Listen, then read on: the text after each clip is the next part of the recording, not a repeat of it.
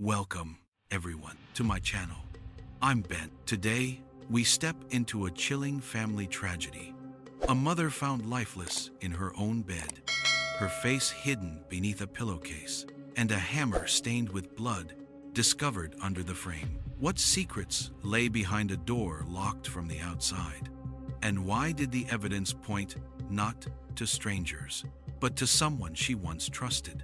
Heat held the valley like a closed fist. Early June, in the northwestern reach of Sichuan, felt heavy on the tongue, a sweetness that wasn't sweet at all.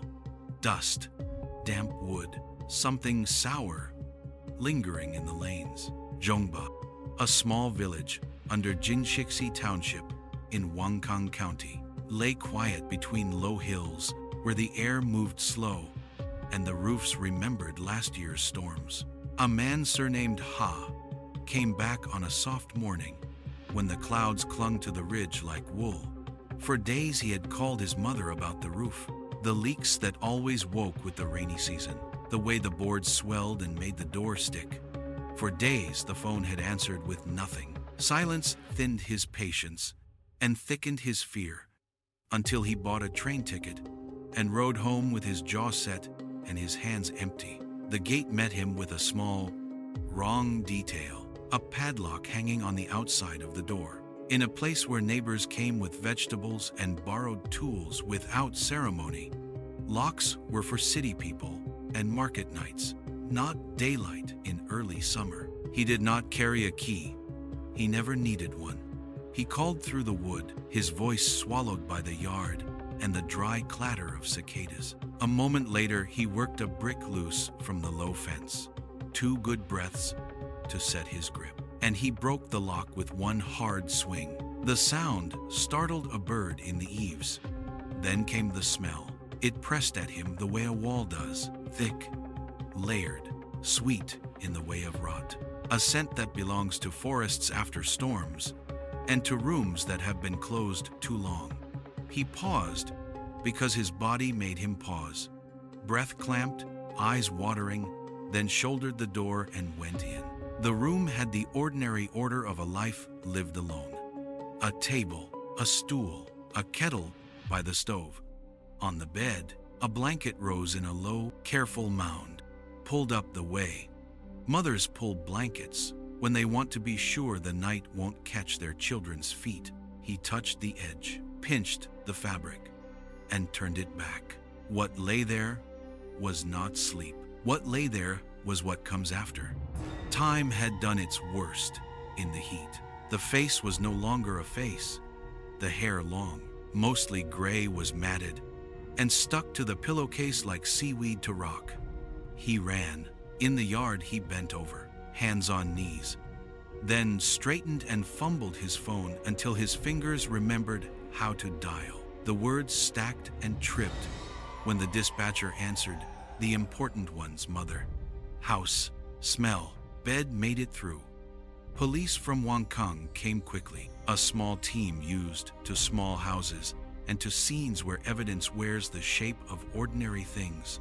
They moved slow, because slow is how truth shows itself in rooms like this. The windows were closed and whole. The drawers sat where drawers should sit, not dumped into the square mouth of the room. The floor looked swept in the way of a person who cares just enough to gather dust under the bed and no further.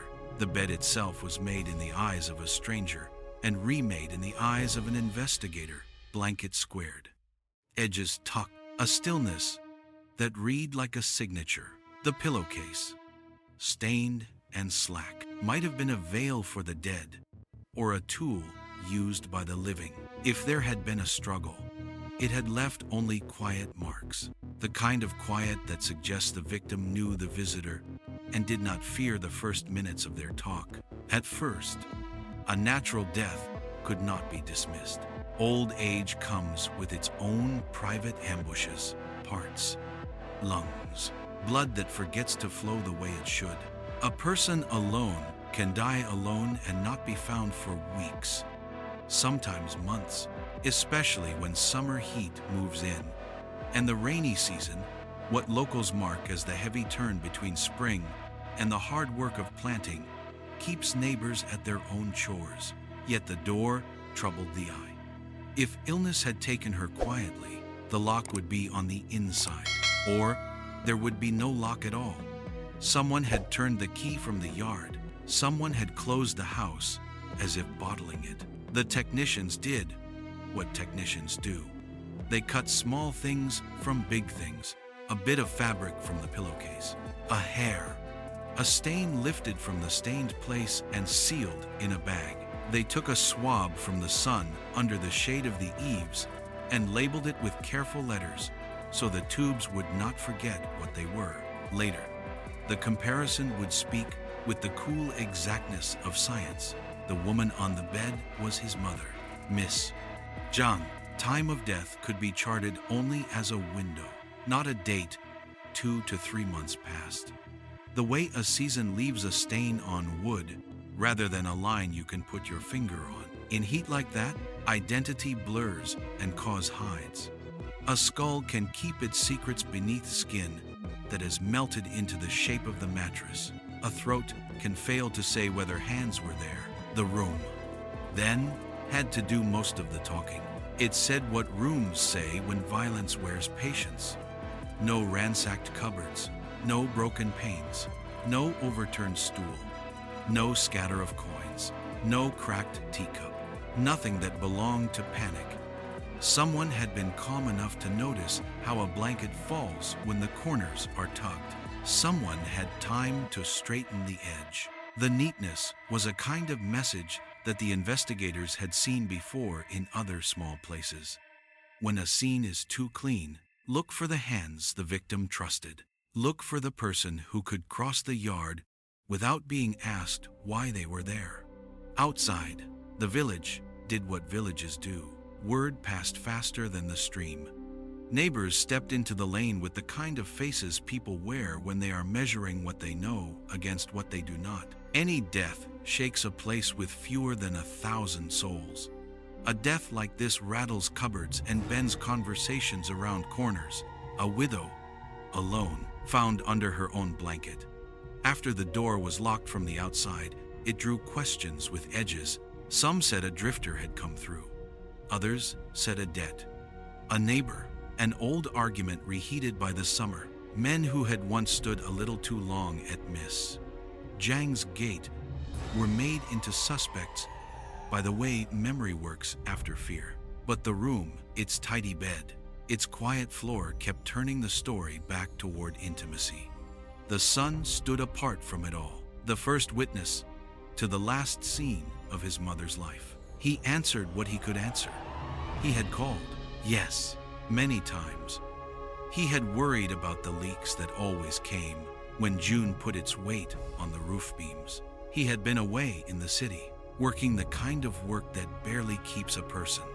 Sleeping sometimes in cheap bunks, sometimes under the tilted generosity of an open market stall. He had not carried a key because he had never needed a key.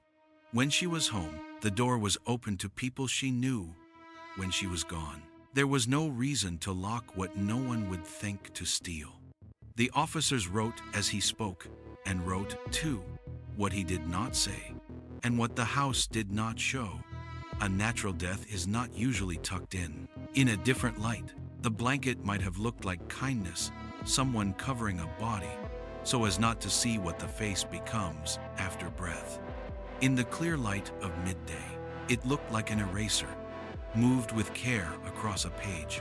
If a tool had been used, it was not lying where anger would have left it. If hands had closed a throat, they had left no fingerprints where the room could point. The bed gave only its lesson in straight lines and finished corners. The door gave its colder lesson. A life ended inside, and someone left by turning their back to the lintel.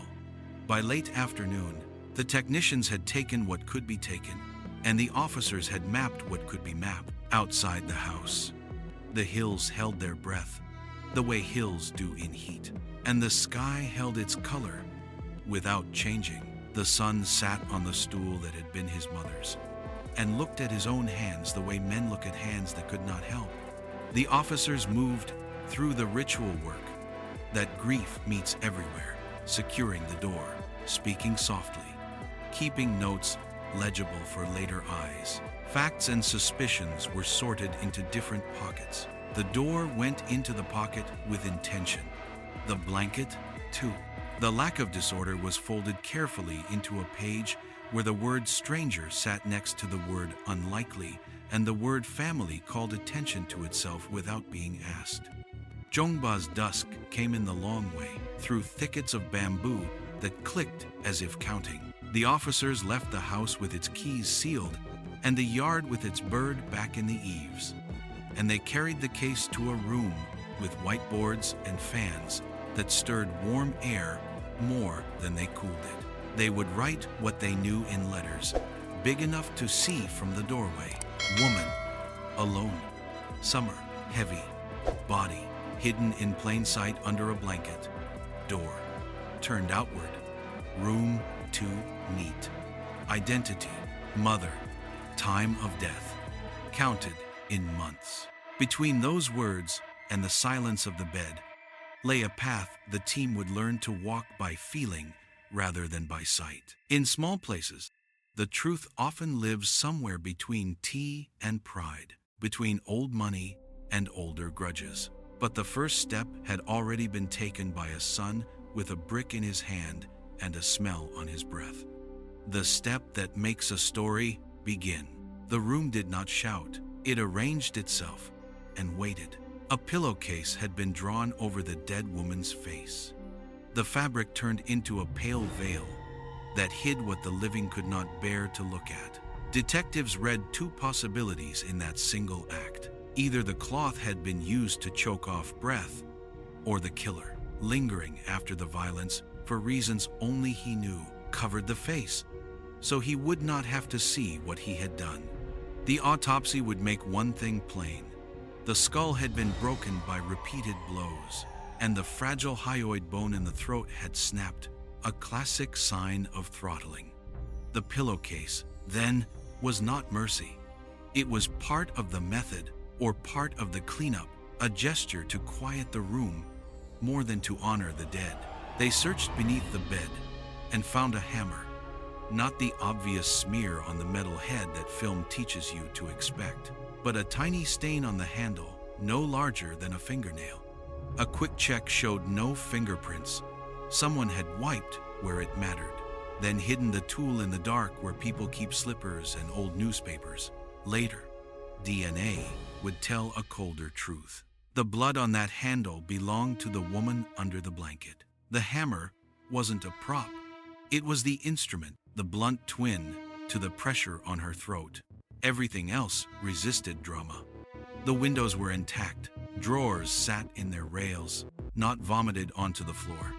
The house was almost politely tidy, as if violence had paused to straighten the sheets. The front door had been turned outward, locked from the outside, closing the house like a jar.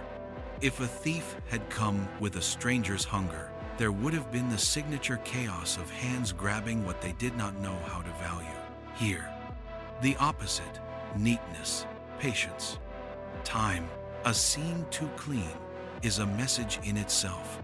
Start not with strangers, but with the people the victim trusted enough to let inside. Jongba is the sort of village where news moves faster than the stream. Fewer than 1,000 people live there. A new face is noticed by midday tea. The discovery of a body under a blanket with the door locked from the outside shook the lanes into rumor. Some said a drifter. Others whispered about debts and insult. A long grievance reheated by summer heat. Even the hammer under the bed became an argument. If the killer had the sense to wipe the head, why did he leave the tool behind at all? In small places, fear is a weather system. Curtains close earlier, and the light in windows takes on the color of suspicion. At the county station in Wangkong, the task force did what good task forces do.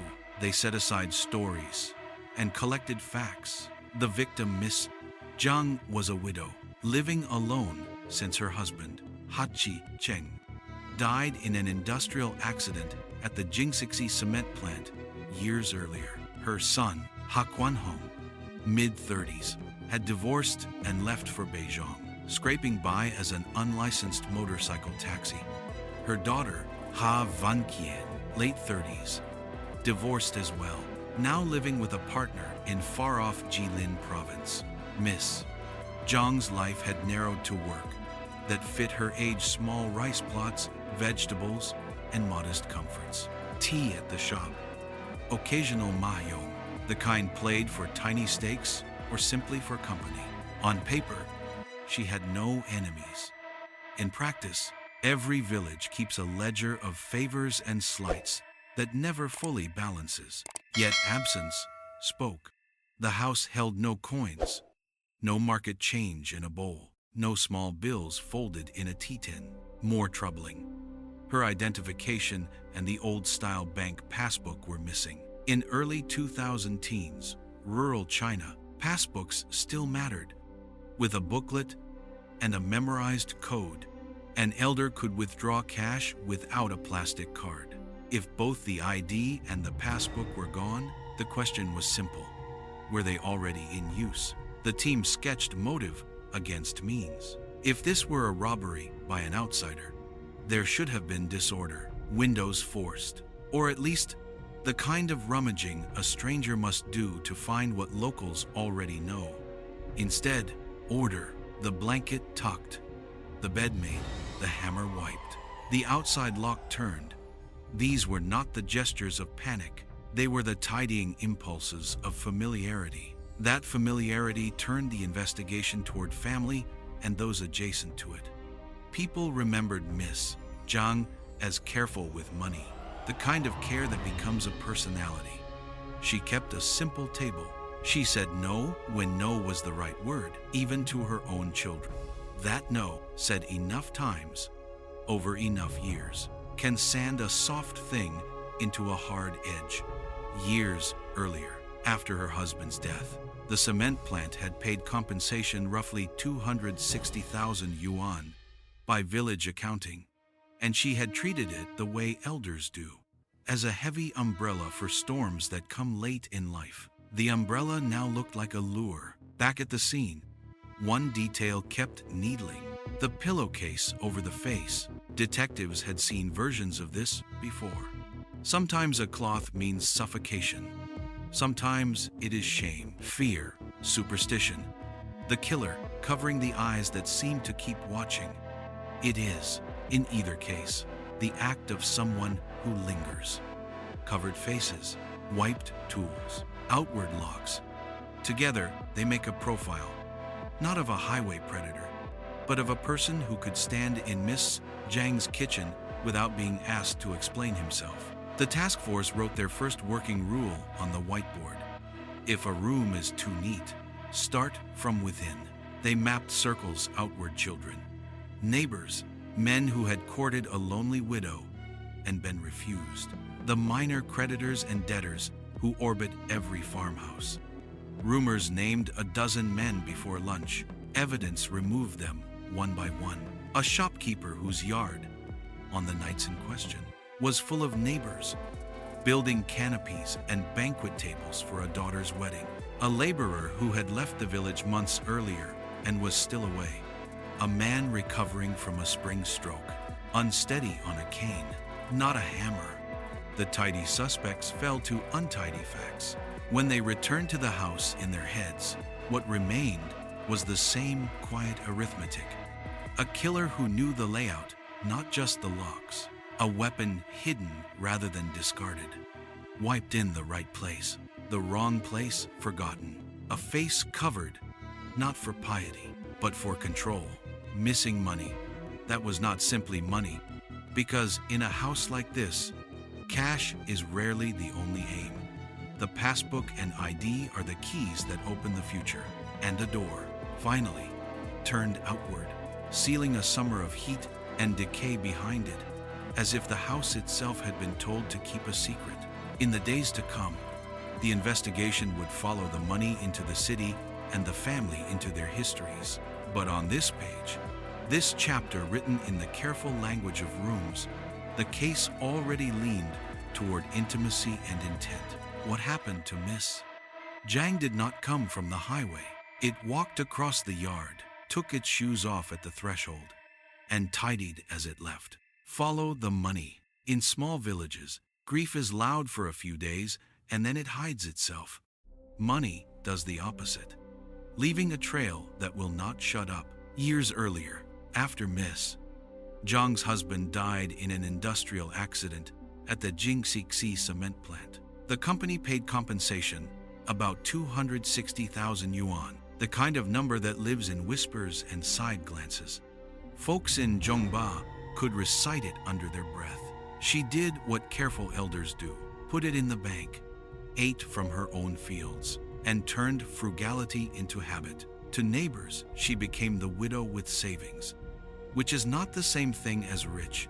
It is more like a roof that will hold when late life storms arrive. The scene at her house spoke in tidy sentences. Drawers unspilled, windows whole, the bed made, the door turned outward and locked from the yard. If someone had come hunting cash like a stranger, the room would have worn chaos hands, throwing things to find what only locals know how to reach. Here, there was patience. And then, there was absence. No pocket change, no market bills in a tea tin, no passbook in its usual drawer. In rural China of the early 2000 teens, passbooks still mattered. With a booklet and a memorized code, an elder could withdraw cash without a plastic card. So the task force asked the simple question that rooms like this insist on. If the passbook is gone, has it been used? At the bank, paper remembered what cameras had forgotten. The footage from early summer had been overwritten by months of ordinary transactions, but ledgers and signatures remain. On the morning of June 10th, a withdrawal hit Miss Zhang's account, 36,000 yuan, from a no-term passbook. The teller from that morning remembered her because the request was odd in scale. She had wanted to pull everything, 236,000 in cash, until he gently argued her down, asking how she came, whether anyone was with her, and why she would walk alone with a fortune. He persuaded her to take only the odd 36, and to return with family for the rest. Then the strangest part, at her insistence, the remaining 200,000 yuan was transferred into the bank card of her deceased husband. Money is supposed to flow downhill, out of the dead and toward the living. Here, it ran in reverse. Reverse currents make detectives reach for a different map. Who would know the passbook existed? The code that lived in an old woman's memory, the habit of keeping the booklet in a certain drawer. Who would be let through the door without being asked to explain themselves? If the room was a message, its grammar kept pointing inward, not to a highway, but to a kitchen. The timeline tightened the knot.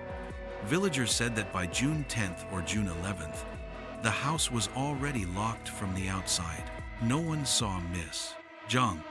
After the withdrawal, the 36,000 became a kind of clock. Money left the bank in the morning. By night, the lock had been turned outward. Soon after, silence. It looked less like coincidence than choreography. Suspicion first fell on the son, because suspicion often does. Bitterness, distance, drink the easy triangle. But the calendar would not hold his guilt. He was seen in Jingxi on his mother's birthday, June 8th, then bought a ticket and left on the morning of June 9th. If he had killed, logic says he could have left the lock turned outward and vanished long enough to let time erase him, not return to break the lock with a brick and call the police, inviting scrutiny he never needed. A man secretly holding fresh cash rarely sleeps in cheap dorm bunks or under an awning at a market stall. Poverty is hard to fake. When the village knows your nights, timing and texture both pushed him to the edge of the board. So the task force widened the circle to a group the village had already named in whispers. The men who had courted a lonely widow and failed. After Mr. Ha's death, go-betweens had tried introductions, and for a time Miss Zhang had tried meeting men of similar age, some widowers, some simply alone. Each time, she stepped back. The reason, relatives said, never changed. She believed they wanted money more than marriage. Pride bruised on one side and suspicion hardened on the other. Either flavor can curdle into rage. The police worked the list. One man had been away laboring since late winter. Distance cleared him. Another was still learning to walk after a spring stroke. Hands that wobble on a cane do not swing a hammer cleanly. A third had money of his own and had just married. Both robbery and romance were thin motives. Rumor is a lazy detective. Evidence did its slower work. Still, the bank ledger would not let go of its oddity. Who moves 200,000 yuan into a dead man's card? Inheritance laws exist to move money forward. Even a cautious elder would not shovel wealth backward unless fear or a plan guided the hand. Then a small fact grew teeth. Mother and daughter looked almost the same face. Build. Hair close enough to confuse a stranger. What if the woman at the counter on June 10th was not Miss Zhang at all? The detectives carried a recent photograph of the daughter back to the bank. The teller, who had already told them about the too large withdrawal and the reverse transfer, felt memory click into place. The identity card had named a woman in her 60s. The face across the glass had looked younger by more than a decade, mid-40s, in the bright lobby light. He even remembered asking about it and hearing an easy story. Hard years had once darkened skin and sharpened features, and rest had softened them. Plausible enough to pass, peculiar enough to linger. The ledger and the teller together sketched a path. The daughter had come home for the birthday. On the afternoon of June 9th, neighbors saw mother and daughter walking the square together. An ordinary grace note laid over summer heat. The next day, a woman who looked a little too young used the mother's papers to move cash. By the evening of that day or the next, the door was turned outward and the house fell silent. The 36,000 yuan new bills, crisp enough to remember their count, never reappeared. In places like Zhongba, cash that fresh leaves tracks. It left none. That absence was not an accident. It was intent. But even as the investigation bent toward the daughter, detectives kept listening to the room's quieter lessons. The pillowcase over the face is never just a cloth. Sometimes it is a tool. Sometimes it is shame. Sometimes it is superstition.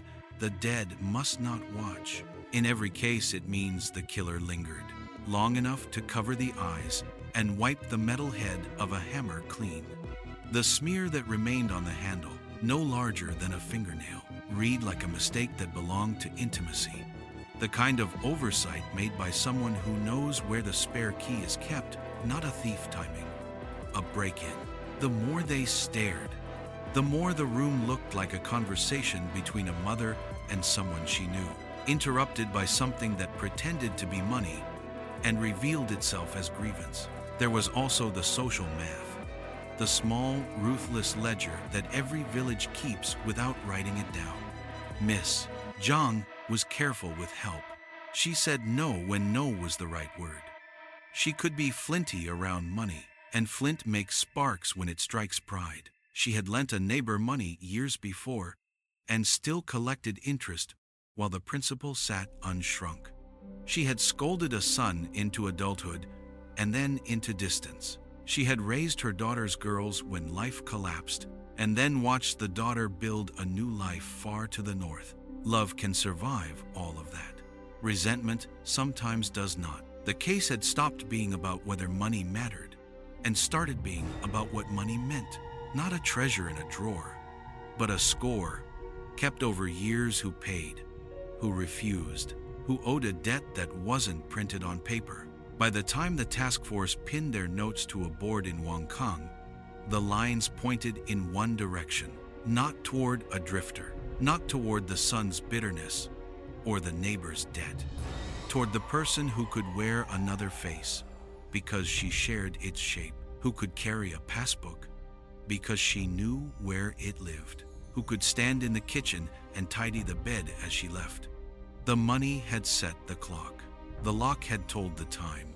The room had told the story. All that remained was to follow that story to a door in Jilin and knock.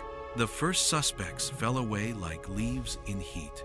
A neighbor surnamed Song had argued with Miss Zhang about a loan, 10,000 yuan, lent years earlier, interest paid in dribbles, while the principal refused to shrink. People remembered voices raised at his doorway. A knot of villagers watching the quarrel only days before the killing. On paper, the motive looked sharp. Debt, pride, and public humiliation can cut. In life, the edges dulled. He kept a small grocery by day, and on the nights of June 10th and June 11th, his yard was crowded relatives and neighbors stretching canvas, rigging a banquet canopy, setting tables for his daughter's wedding, scheduled for the morning of June 12th. Too many hands, too much light. His hours were spoken for. He fell off the board. Other men were named and then unnamed by fax. One suitor had left the county early in the year to labor far away. Another had suffered a stroke in early March, still unsteady on his feet, still learning the slow grammar of therapy. Hands that wobble on a cane do not swing a hammer cleanly. A third had his own money and had just married. Love and theft both felt like poor fits. The rumor mill produced suspects. The calendar and the body returned them to dust. Bit by bit, the investigation's circle shed strangers and held close the arithmetic of pride, debt, and proximity.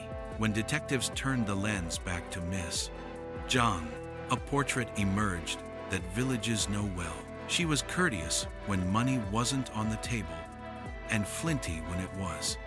Around cash, she drew hard lines, touch her savings, challenge her rights. And she would not let a slight pass. That quality had kept her afloat in old age, and had drawn sparks where flint met pride.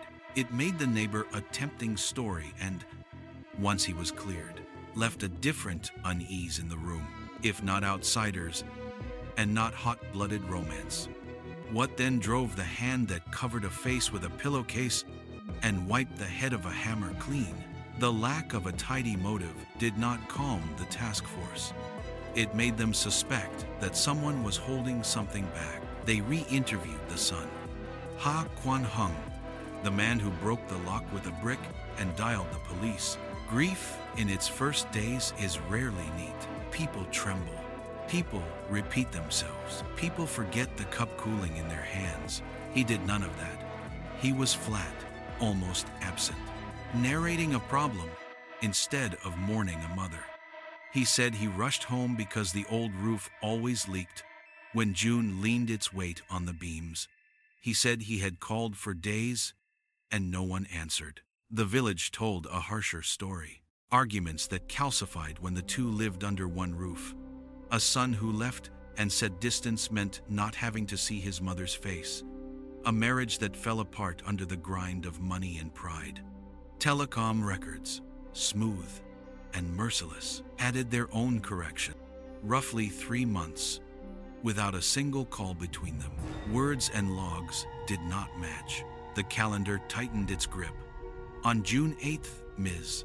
Zhang's birthday, the son was seen back in Jingxixi. 2 days later, on June 10th, someone using Miss Zhang's documents withdrew 36,000 yuan and directed the remaining 200,000 yuan into the bank card of her deceased husband. Soon after, by the night of June 10th or June 11th, the house sat locked from the outside, the bed made, the silence sealed, taken together. The steps arranged themselves like choreography. Return, withdrawal, transfer, lock. Coincidence is a thin branch. It will not bear much weight. Suspicion bent toward the son, because time bent that way. Neighbors added context that did not flatter him. In early 2009, after a matchmaker's work, he married and kept living under his mother's roof. He did not find steady work. Food, bills, the small bleed of daily life. His mother's savings carried all of it until, one day, she split the household. 2 kitchens, 2 ledgers, 2 lives. The young couple's meals grew thin. When bank interest arrived, Miss Zhang sometimes bought meat to simmer alone. Resentment thickened. The marriage broke. His wife left and went home. His bitterness fermented into drink. The village is a long memory. Its collective ledger recorded each slight and each sigh, until the pages crusted with old grievances. Even so, the logic of the crime refused to sit neatly on the son's shoulders. If he had killed, why return to break a lock and call the police, drawing attention he did not need? Why sleep in cheap dorm bunks in Beijing if he were secretly holding fresh cash? Why invite the kind of scrutiny that can peel paint off a life? The scene in the house argued for a killer who knew how the rooms breathed, who had time to tuck the blanket and the sense to wipe metal. It did not shout the son's name. It whispered someone she trusted. That whisper carried 2 faces in the village, one already tested by alibis and noise, the other shadowed by absence. What stuck in the detective's craw was not just chronology, it was tone. At the interview table, the son's voice lacked the ragged edges grief gives to syllables. He spoke of the roof like a man discussing a broken pipe, or the phone like a man reporting a service outage. He might truly have been worn flat by years of quarrels. He might also have been steering the conversation away from a different shape in the house, the shape of intimacy turned cruel, the kind that tidies as it leaves. The task force kept him on the board, while they followed the other line that the room itself drew: the removal of the passbook and identification, the movement of money backward into a dead man's name, and the pillowcase pulled over eyes that should not see. The path kept looping toward a person who could lift a bank book without asking where it lived, who could talk a teller down from an impossible withdrawal, who could walk across that yard without a neighbor lifting a curtain. And still, the village's social math had one last sum to show. Miss Zhang's thrift had been her armor and her edge. For years, it protected her modest wealth. For years, it cut those who asked too much. Against a neighbor, it made scandal. Against a son, it made stalemate. Set beside a calendar packed with coincidences and a room too neat for strangers. That character sketch did not solve the case, but it colored every page of it. Somewhere between money saved for storms and pride sharpened by saying no, a motive waited to be named. The investigators could feel it. A domestic gravity, the kind that pulls past outsiders and settles in kitchens. They had peeled rumor away from fact, and fact whispered that the answer lived not on the highway, but very near the bed where a blanket had been squared. By the end of that week, the whiteboard in Wangkong carried a tight cluster of words: birthday, withdrawal, transfer, outward lock, neighbor cleared, suitors cleared, phone silence, quarrels hardened, grief without grief. The arrow those words drew pointed first to a son, and then past him, toward a face that resembled another face too closely for comfort. Before they could knock on that farther door, they had to prove that the person at the bank on June 10th was not an old woman softened by better days, but someone wearing her papers like a mask. For that, they would need a memory to click and a detail to snag something small, the size of a fingernail stain on a wooden handle, that could change the scale of the whole case. The room had given them its grammar. Now they were ready to read the next sentence out loud. The easy answer kept trying to sell itself. The son did it. Pride, drink, old quarrels. Pieces of a story that fit too neatly. But stories have to pass through rooms, and this room would not let that version through. If Ha Quan Hong had killed his mother for money, the simple play would have been to lock the door outward and stay gone, let heat and time erase him. Or, if he were colder, move the body and buy even more time. Instead, he returned, smashed the padlock with a brick, and dialed the police, bringing a floodlight onto a life that had nothing to hide but failure. In Beijing, he slept in the kinds of places where coins knock against the thin wall of sleep, crowded flophouses that charged roughly 5 yuan a night, about 70 US cents, with 2 or 3 people sharing a single bed and more than 10 to a room. On broke nights, he slept outside. A man secretly holding 36,000 yuan in warm cash does not choose that life for months. Poverty is easy to see. Money, in a village, is the hardest thing to hide. The calendar kept talking anyway. On the mother's birthday, June 8th, the son came home to Jinchixi. On the morning of June 9th, he bought a ticket and left.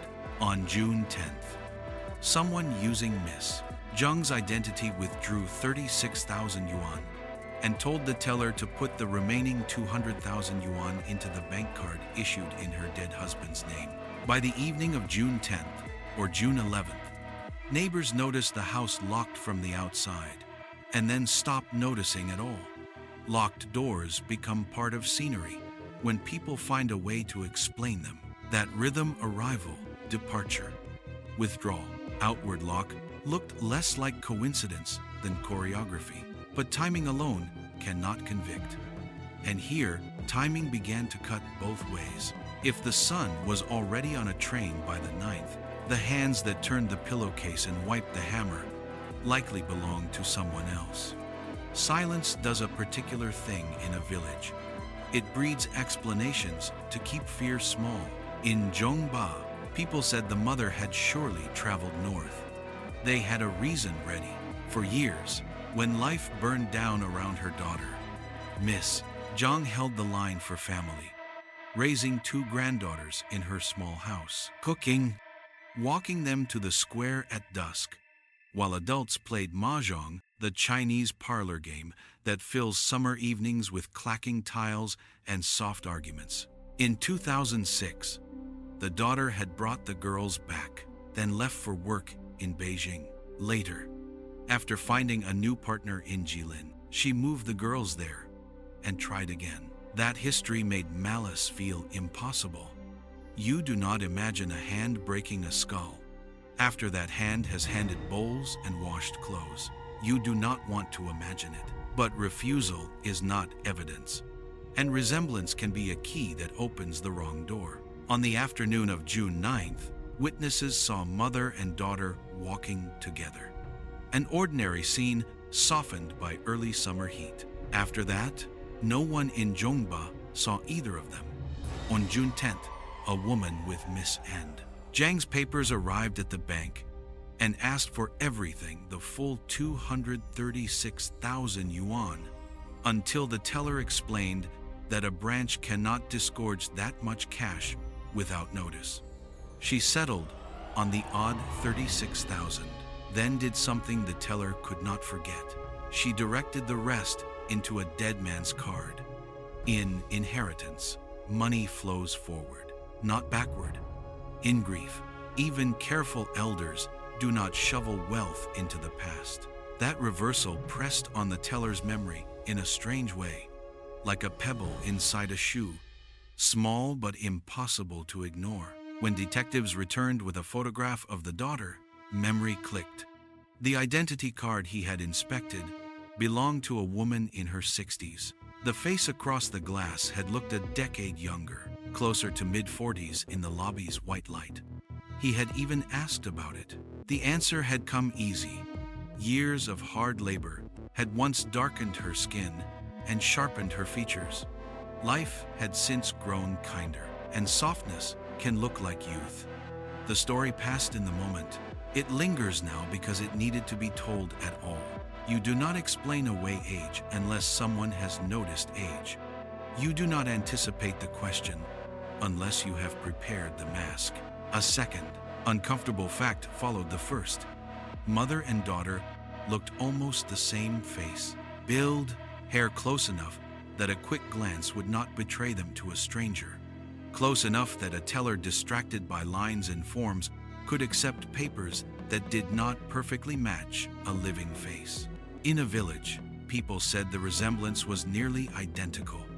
the kind of likeness that makes relatives laugh and outsiders blink. If you paste that resemblance to the bank's ledger, the picture changes scale. What if the person who moved the money on June 10th was not an old woman gliding into foolishness, but a younger woman wearing her mother's name like a fitted coat? What if the passbook's code did not have to be guessed because it had been memorized together, as families sometimes do?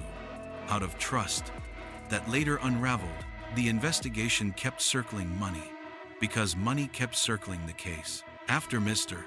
Ha died in a plant accident, the compensation, about 260,000 yuan, became the umbrella Miss Zhang meant to open over the late years of her life.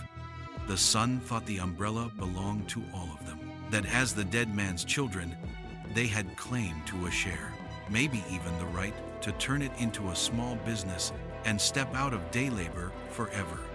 He asked often, pushed often, and drank when the answer kept being no.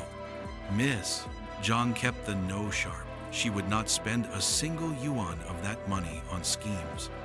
Not one. Because it had a name written on it. Old age.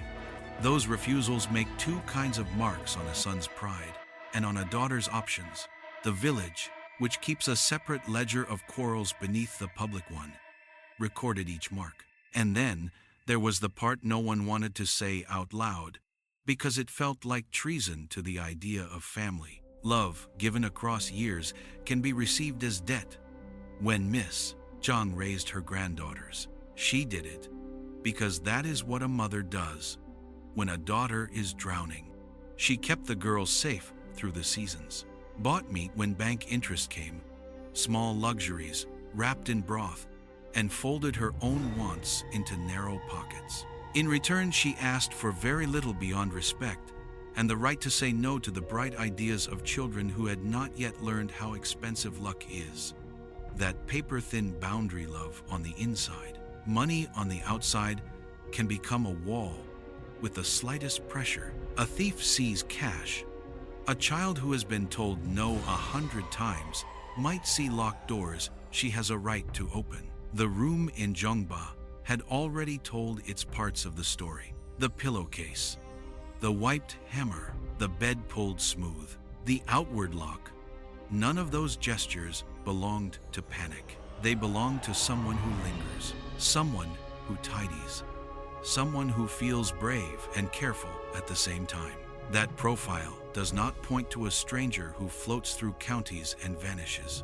It points to a person who stands in the kitchen and remembers where the spare key is kept. It points to a person a widow would let in at dusk without thinking to hide the passbook. It points, like the teller's hesitating finger on a photograph, to a face that looks like another face. By the time the task force pinned their notes to a whiteboard in Wangkong, the lines had begun to cross in the same place. The son was still on the board because suspicion is stubborn, but the edges of his box were fading. In their place, another shape hardened. The daughter who had returned for a birthday, who had walked the square with her mother on June 9th, who had not been seen by neighbors after June 10th or June 11th, and whose resemblance could fool an overworked bank counter for the length of a transaction. The village had given them its social math. The bank had given them its ledger.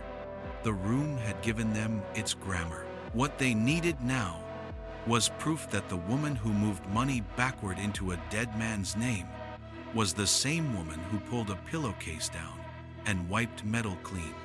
Proof often begins not with a miracle, but with a photograph and a memory that clicks.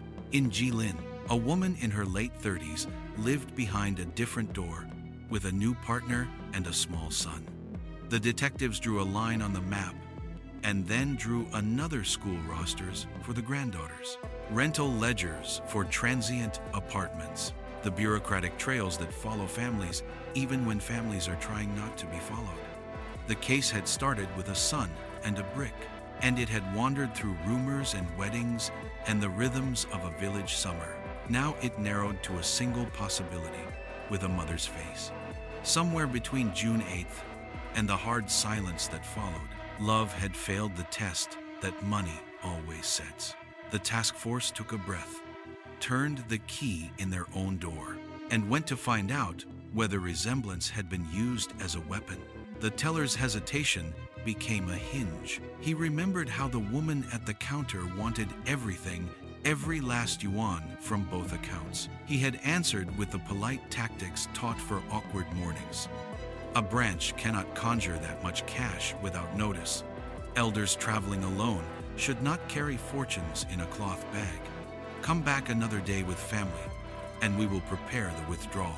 She listened, nodded, seemed to calculate, and then agreed to take only the odd remainder, 36,000 yuan, roughly 5,800 US dollars, in early 2000 teens rates, and to move the rest elsewhere. But that elsewhere ran backward. At her direction, 200,000 yuan, about 32,000 US dollars, flowed into a bank card issued in the name of a dead man. Money in grief is supposed to flow forward.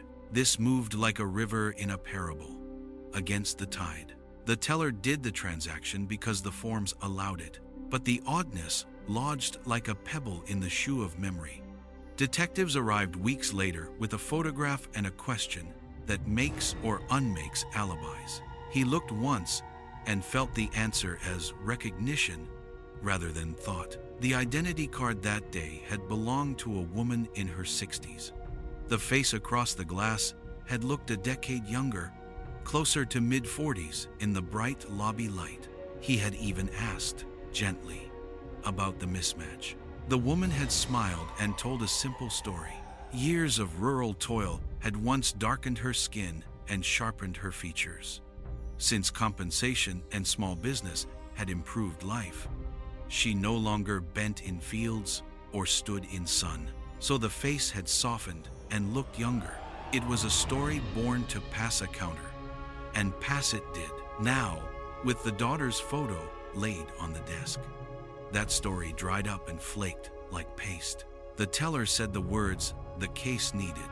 It was the daughter who had stood at his counter that morning, not the mother. The manhunt began with what the son could give and what he could not. He had tried to call his sister after breaking the padlock with a brick and finding the room that smelled of summer death.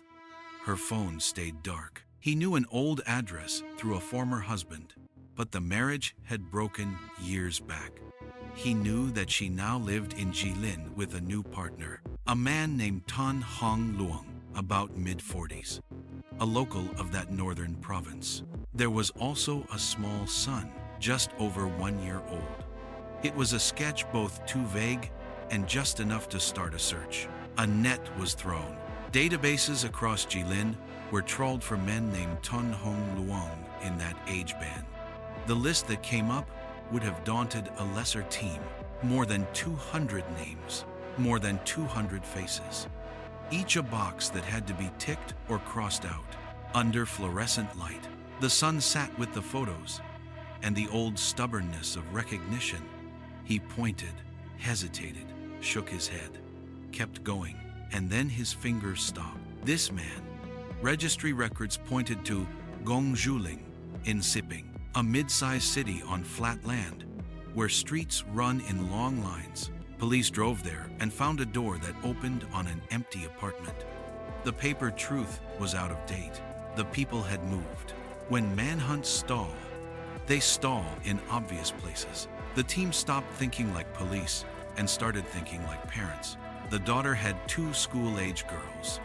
And schools keep lists, the way banks keep ledgers names, ages, contact adults. Lists lead to rooms, rooms lead to doors. That same afternoon, plainclothes officers walked the corridor of a rental block as if they too were looking for a room to rent. At the gate, in the ordinary light of late day, a woman sat with a baby boy in her arms. The officers knew, even before they were sure, because certain scenes complete themselves. They closed the distance carefully, the way you close a page, and folded the moment into custody before panic could find a foothold. Inside, the apartment spoke. Objects tell stories when mouths will not.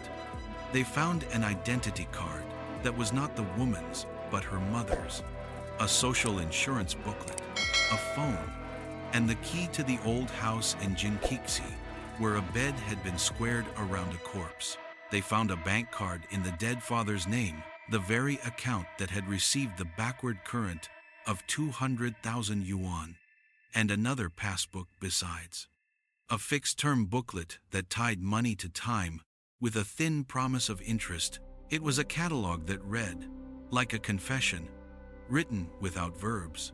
The woman did not try to bargain with it. She did not weep. She did not scold fate or accuse others. She told the story flat, as if reading from a ledger that had been filled in long ago. News moved faster than the river back in Zhongba. The name on the arrest traveled through courtyards and into kitchens where kettles had not yet cooled.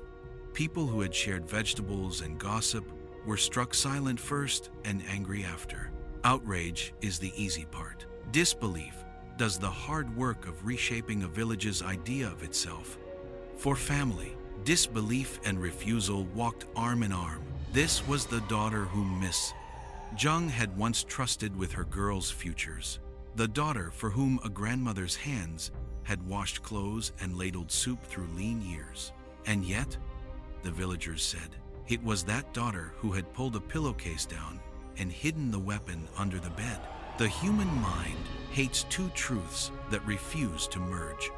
2 days later, the caravan prepared to return south to Wangkang to walk through the night, step by step, in a crime scene reenactment. Such scenes harden rumor into roots and emotions into diagrams.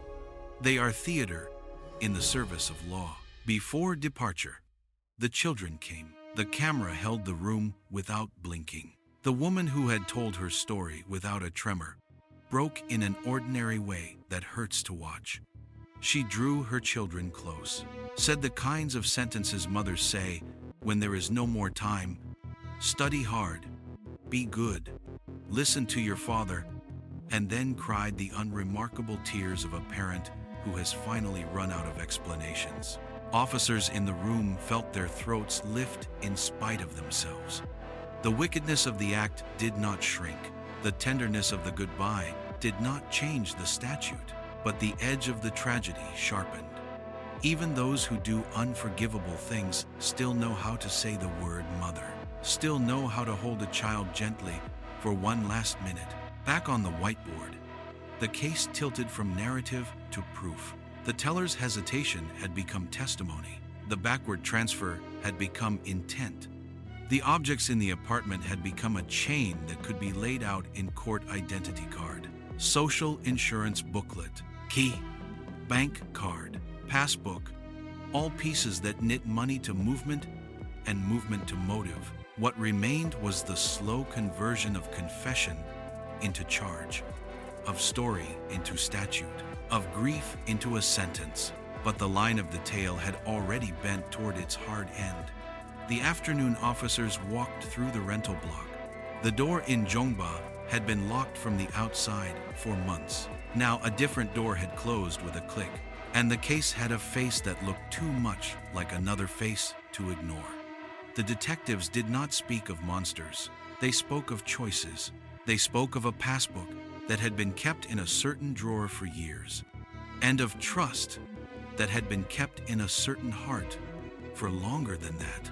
They spoke quietly of resemblance turned into a weapon, how the daughter wore her mother's features like a fitted coat and used them to cross a threshold that should have remained closed.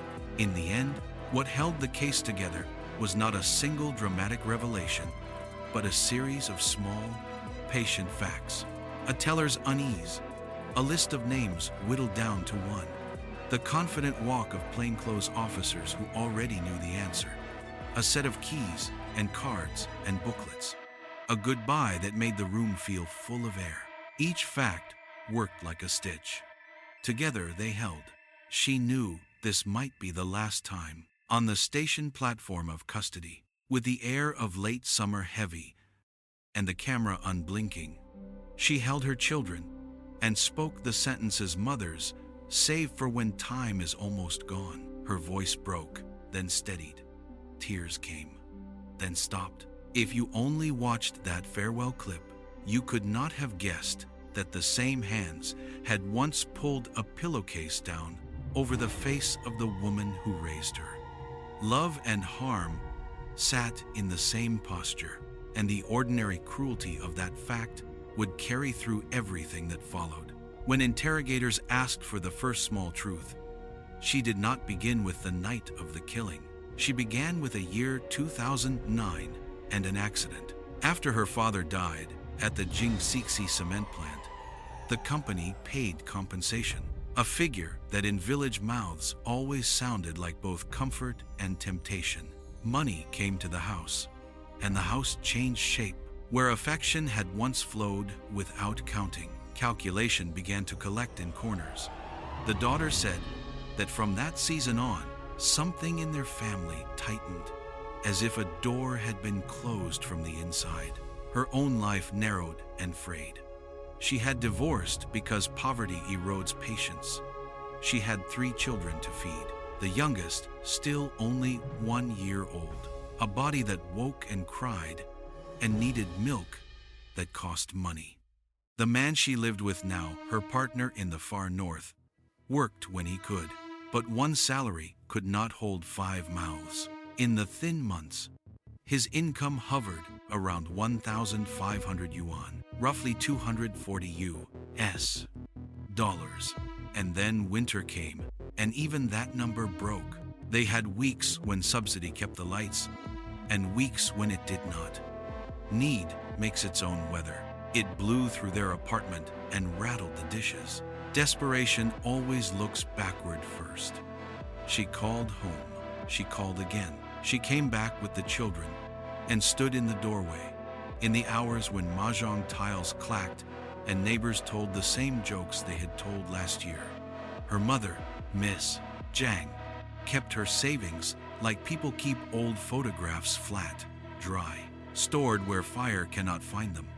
She said no because no was the right word for her. Sometimes she offered travel money, 200 or 300 yuan, about 32 to 48 US dollars to cover a train, and the shame of asking.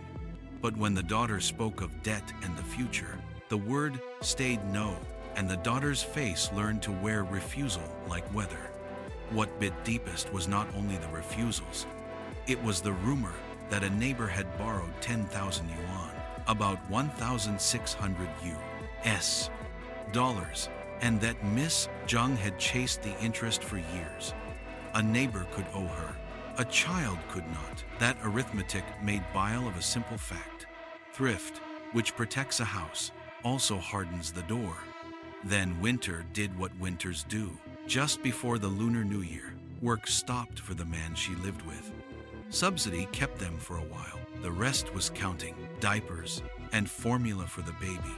School for the older 2 girls. Rice, cooking oil, coal. Pride is not a currency you can spend when children need to eat. So she gathered what she could borrow from friends, bundled the girls and the boy, and rode south with her partner North Wind in their coats. Hope in the bag that carried the certificates and the little papers families keep for emergencies that go on too long. They arrived to find Miss Zhang at a mahjong table. She looked up, sighed in a key her daughter knew, and said the sentence that opens and closes 100 visits. "Why are you back again?" She did not stand to embrace them. She did not soften the word no with apologies. The daughter said the thing she had been teaching herself not to say out loud. After an industrial death, compensation belongs to the dead man's family. She said it in the tone of a person reciting law to blood. It landed like stone.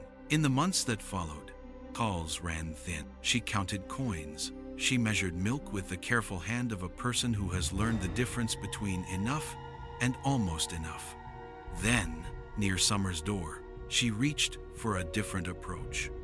On the 6th day of the month, 2 days before Miss Zhang's birthday, she called with a promise wrapped around a request. She would come home to celebrate. She would cook and clean and make a sweet bowl for the table. And she said it plainly, now she needed money. She did not say loan, she said give, because loans have to be carried back uphill, and she had no shoes left for the climb. That day, perhaps moved by the idea of candles, perhaps by the silence that had stretched while spring turned into heat, Miss Zhang said yes, 10,000 yuan, not as a loan, but as a gift, and with a single condition, take it. And never ask again. Skin prickled at the edges of the promise, but the daughter's heart stepped into the space it had been denied for so long. She began the journey south the next morning. On the birthday itself, the village looked the same as it always had in early June, fields in their labor, lanes with their gossip, the square in its soft light. The daughter arrived and found her mother where habit placed her. Indifference is not the same as cruelty. It simply leaves no handholds. Miss Zhang watched the game a little longer and did not let her face change. The daughter went home ahead to prepare food. Each slice of ginger and each set of bowls an investment. Each flame a small prayer that the promised money would leave the bank and enter the life of her children before the month ran out. But dread knows how to count faster than hope. While she moved through the kitchen, she felt the promise thinning like sugar in water. After the meal, the word that had ruled their years returned to the room. No. The birthday ended with the gift revoked, and the daughter's face learning, yet again, how to look like a person who could walk away. What happens next in many stories is something called resignation. In this one, a different current rose. She had borrowed to make the trip. She had bought meat for the table. She had gathered a promise and watched it dissolve. She told the interrogators that anger did not come first.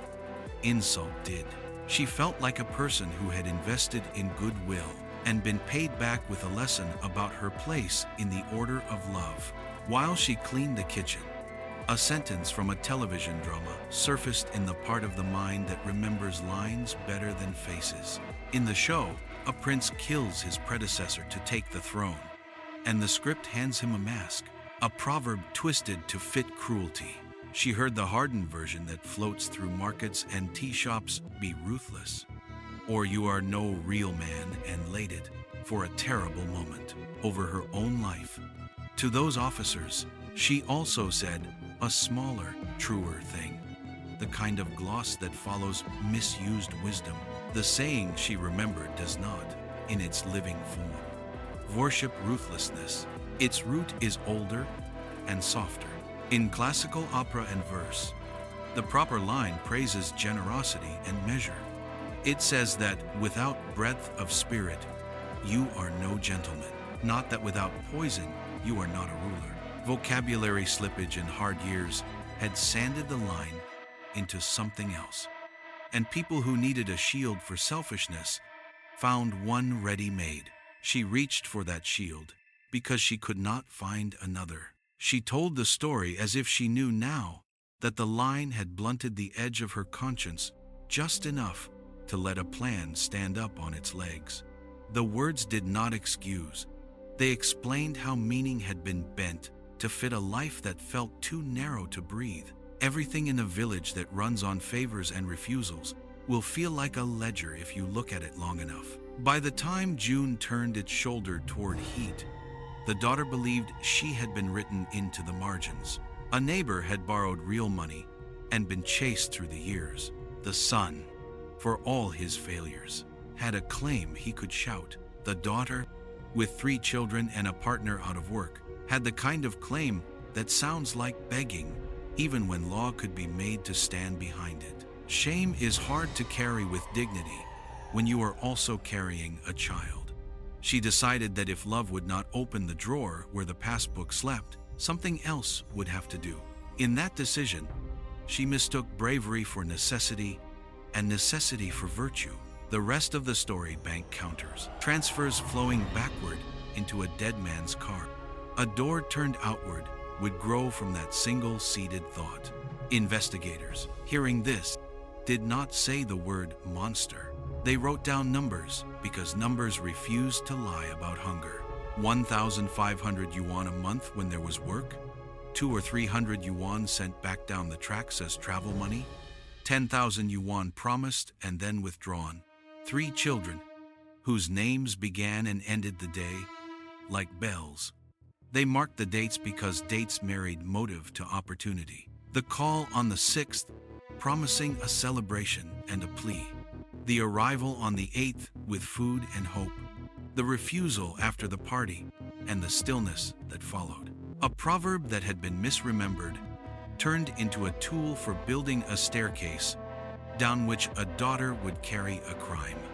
The officers did not say so out loud, but their pens made it true. And yet, even inside the clear lines of her confession, contradictions lived. The woman in the farewell clip was still a mother, which did not melt the fact that she had been a cruel daughter. Both could be true at once. The children who pressed their faces against her clothes were still children, which did not make their grandmother less dead. Both could be true at once. The village, which had once believed that thrift and duty raised houses that could stand any weather, now had to believe that thrift and duty, handled without warmth, can also freeze a house from the inside.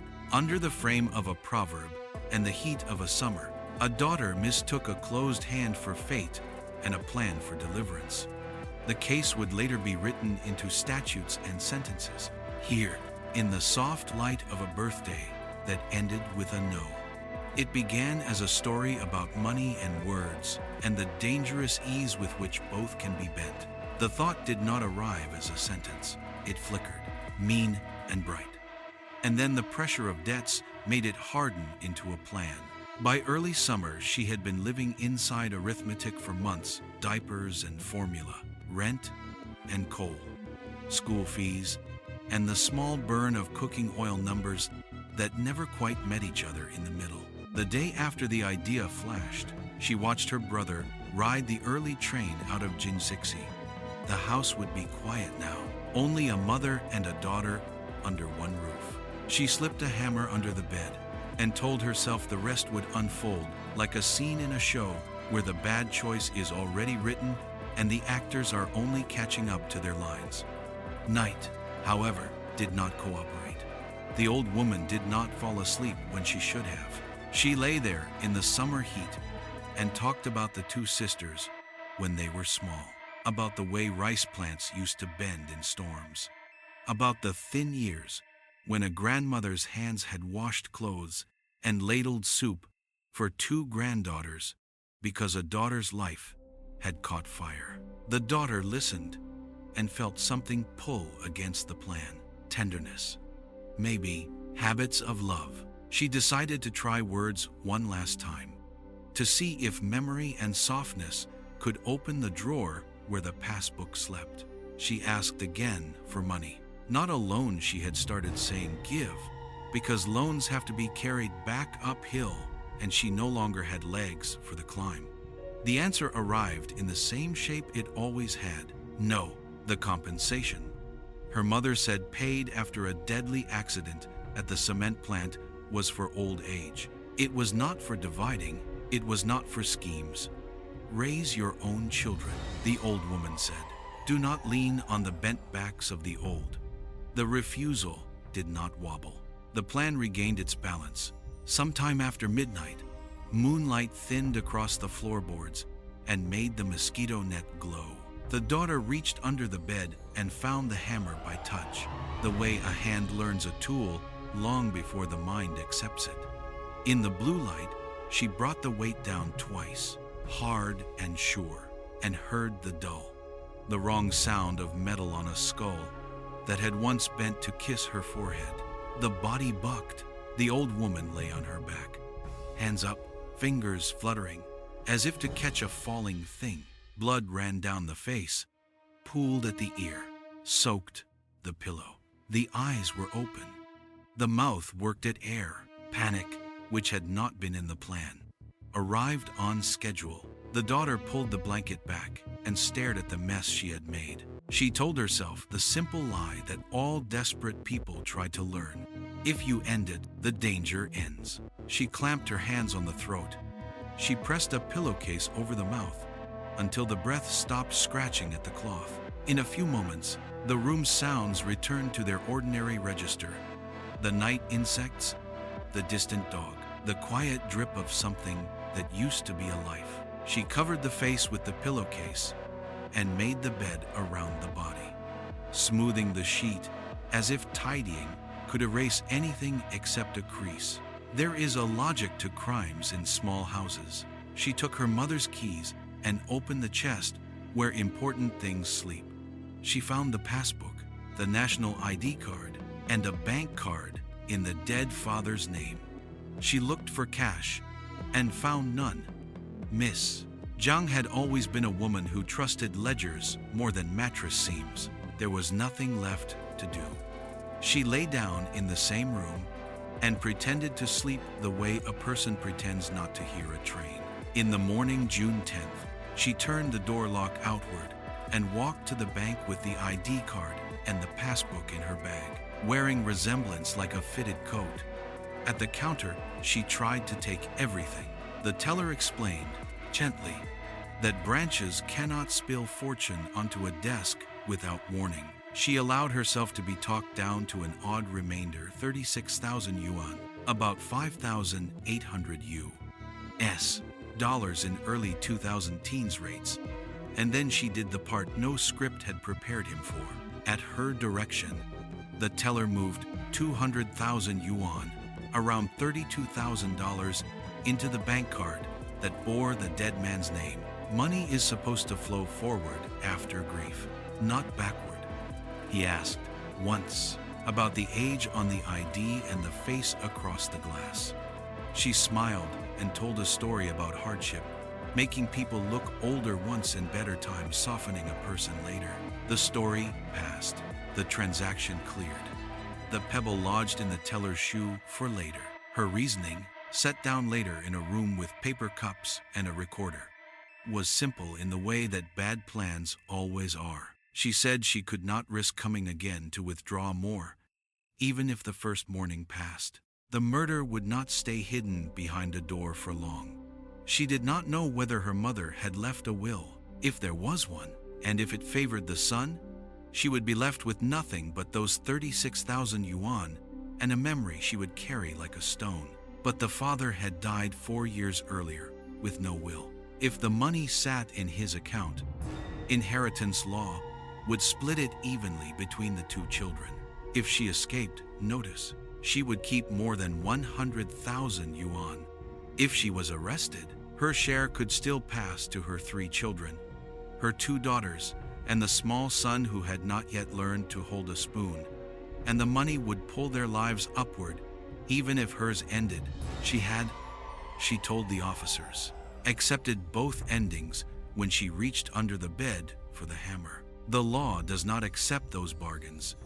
Later, when the ledger of her movements had been matched to the teller's memory and to the objects found in her rental, the case absorbed its final lesson. In China, a person who causes the death of the one from whom they hope to inherit is stripped of the right to inherit at all. The plan she had trusted, cruel, tidy, and, in her mind, clever, collapsed under a sentence written years before she was born. In December of 2013, the Guangyuan Intermediate People's Court sentenced her to death with a 2-year reprieve, the kind of judgment that sits like a heavy lid on both memory and time. The prosecutors would later speak in the plain language of statutes. The compensation paid after an industrial death was the mother's legal property. Without a will or a formal agreement, children have no claim to such funds while the parent lives. To take a hammer to a skull and a pillowcase to a mouth is not negotiation. It is murder for gain. But the detectives, who had watched the farewell at the station platform and had written down the small numbers that describe hunger, also spoke quietly about another truth that lives beside the legal one. A person can carry a private sense of ownership that the law cannot see, a belief that a share has been earned in the dark through diapers and dishes, through nights awake and days begging for school fees. A belief that can turn into a weapon when it meets the cold word no. They wrote in their notes that the motive was money, yes, but that the money carried a story made of pride and refusal, and years spent on the wrong side of a door. In her confession, the daughter tried to explain the wind that had blown through her. She spoke of a line from a television drama, twisted into a proverb that excused ruthlessness. Be ruthless, or you are no real man. The market version goes, she said the sentence had made a mask for her at the worst possible moment. Officers who grew up on stage plays and poems remembered a different line, older and softer, that praised generosity and measure instead. They knew, and she had come to know, that language can be bent until it fits any face, and that once you put it on, it is hard to remember what your own face looked like before. None of that changed the bed made around a body, or the outward lock, or the 36,000 yuan counted out in crisp notes. But it did change how people in Zhongba would speak about the case when the fans were switched off and only the night insects were left to make noise. A family tragedy is a simple phrase that covers too much. In this one, love and harm wore each other's clothes. A grandmother had raised her granddaughters, and then the mother of those girls had struck the grandmother twice and then closed her throat. A daughter had begged for money and then held a passbook that did not belong to her. A village had believed thrift and duty could keep a house standing against any storm, and then watched thrift and duty, without warmth, freeze a house from the inside. When the case is told in court, it ends with a sentence and a date.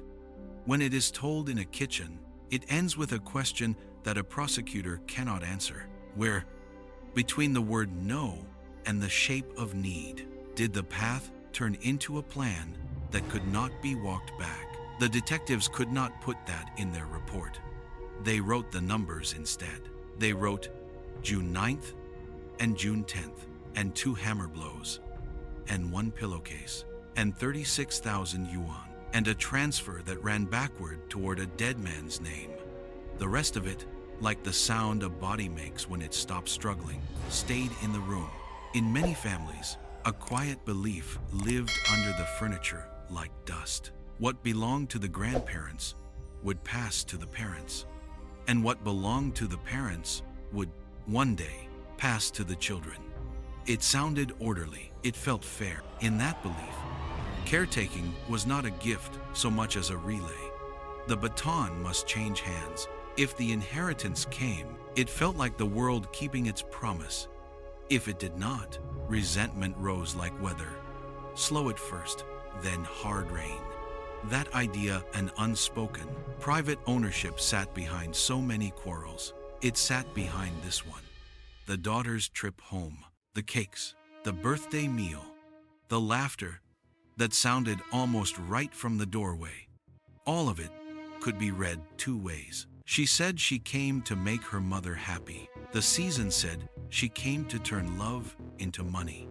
Beneath the ribbon, there was a bill. When the promise of a gift thinned and the old answer returned, the same hard no, the shock registered as betrayal. Not a new scar, but the reopening of an old one. Poverty sharpens insult. Need turns refusal into something with teeth. In that narrowness, the plan grew precise. She chose a hammer because a hammer does not require skill, only intent. She put it under the bed because panic hates distance.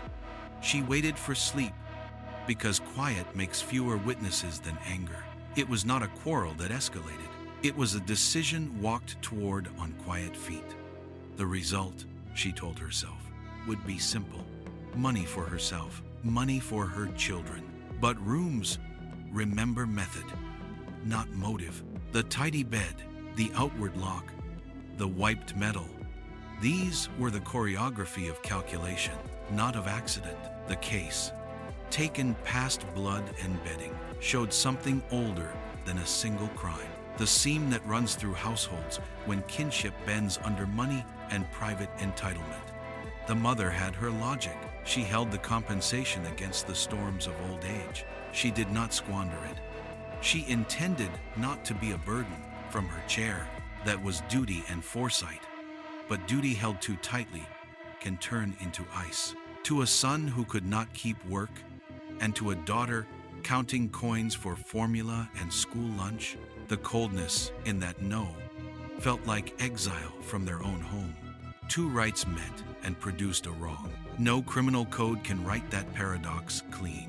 The daughter had her logic, too, and it sounded almost noble to the part of her that still wanted to be good.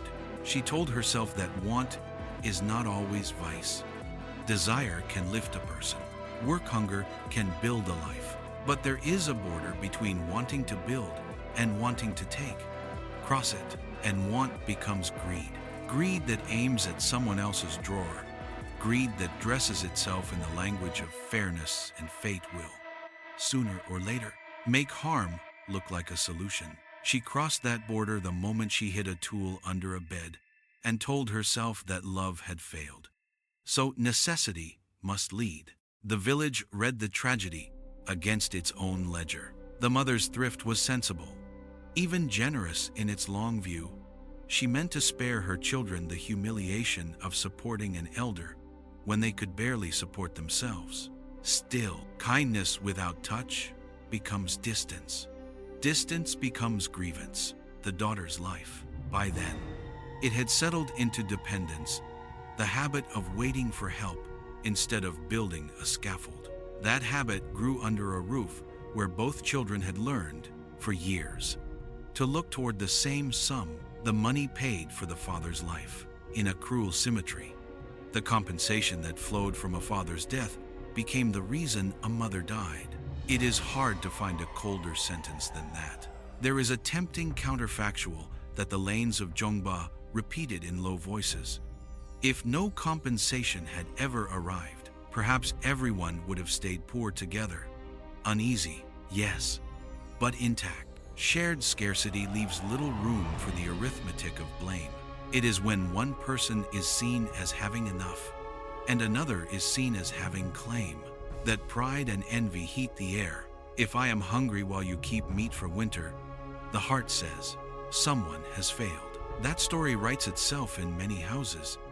In this one, money gave shape to injuries that would otherwise have remained feelings. It set a target. It turned a proverb into a weapon and a face into a key. There is another lesson. The case pressed forward. Not all hunger is the same. Ambition that works longer hours, learns slower skills, and builds planks out of days. That kind of hunger can be a mercy. Ambition that points at a door and says, mine, because paper says the name of the person behind it is related. That is the kind that corrodes. The first kind enlarges a person. The second kind shrinks everyone in the room. A village can live with the first.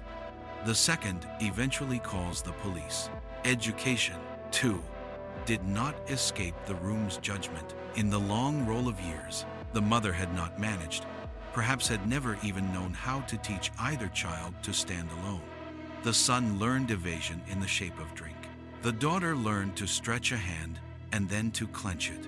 Their household became a school where the curriculum was waiting. The stipend the factory paid for a dead man's life became the scholarship both children believed they deserved. The cruel math is hard to ignore. The same money that honored a life taken at work ended up buying the knife that cut the last thread, holding the family together. That is not a legal conclusion. It is a moral one. In the end, the court wrote what the law can write. It named murder for gain. It closed the path to inheritance for the person who caused the death. It weighed the method and the intent, and laid down a sentence measured in years and in the stark ultimatum of a reprieve. Courts do not write essays about entitlement or about the difference between hunger that builds and hunger that steals.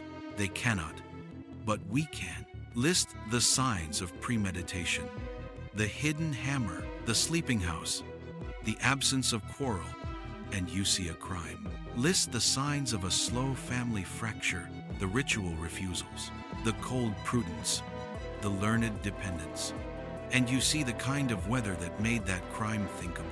Both lists must be read to understand the story we were given. The last image that remained for many was the farewell.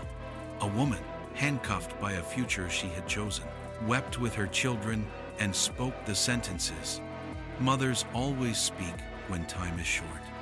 It did not undo what the pillowcase covered. It did not change the way dust settled on a swept floor in a locked room, but it added a human edge to the page. The same hands can wash a bowl and press a cloth over a mouth. The same word mother can be holy in 1 minute and unbearable in the next. That double truth is not an excuse. It is a warning. So this case did not only tell us how a person died and who killed her, it told us what money can do in rooms where pride and duty have been left to harden. What private ownership stories people tell themselves when law and love do not give the answer they want. And how easy it is to bend a proverb until it masks the face you are afraid to admit is yours. A community cannot legislate tenderness, but it can teach the difference between the hunger that builds and the greed that takes. It can say, out loud, that inheritance is not a wage for being born. It is a gift, sometimes given, sometimes not, and never a reason to raise a hand. What do you see now when you look at this story? The crime, the money, the lessons written in the margins. Where would you begin to make a different ending in a house like this? At the drawer with the passbook, at the word no, or earlier, when children learned what hunger was for,